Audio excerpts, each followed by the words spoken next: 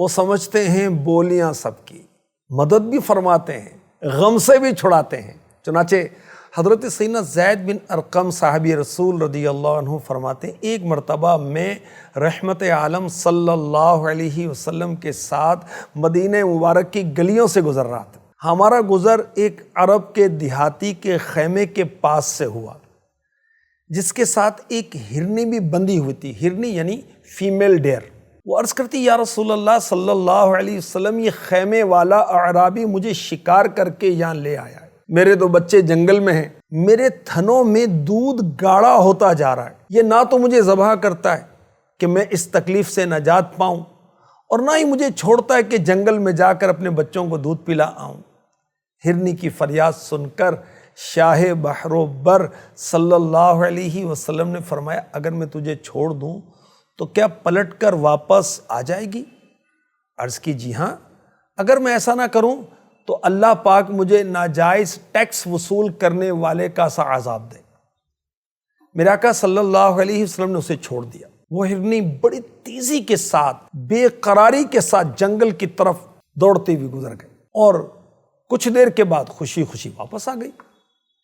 میرے آقا صلی اللہ علیہ وسلم نے اسے خیمے کے ساتھ پھر باندھ دیا۔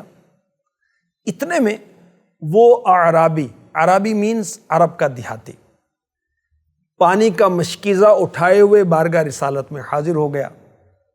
آقا صلی اللہ علیہ وسلم نے فرمایا، کیا یہ ہرنی ہمیں بیچو گے؟ عرض کی، یا رسول اللہ، یہ میں آپ کو تحفہ پیش کرتا ہوں۔ میرے آقا صلی اللہ علیہ وسلم نے ہرنی کو آزاد فرما دیا۔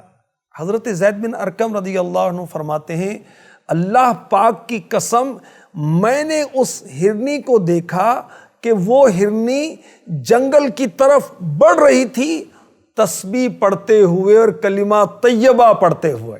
سبحان اللہ، تسبیح مین سبحان اللہ، کلمہ طیبہ لا الہ الا اللہ محمد الرسول اللہ۔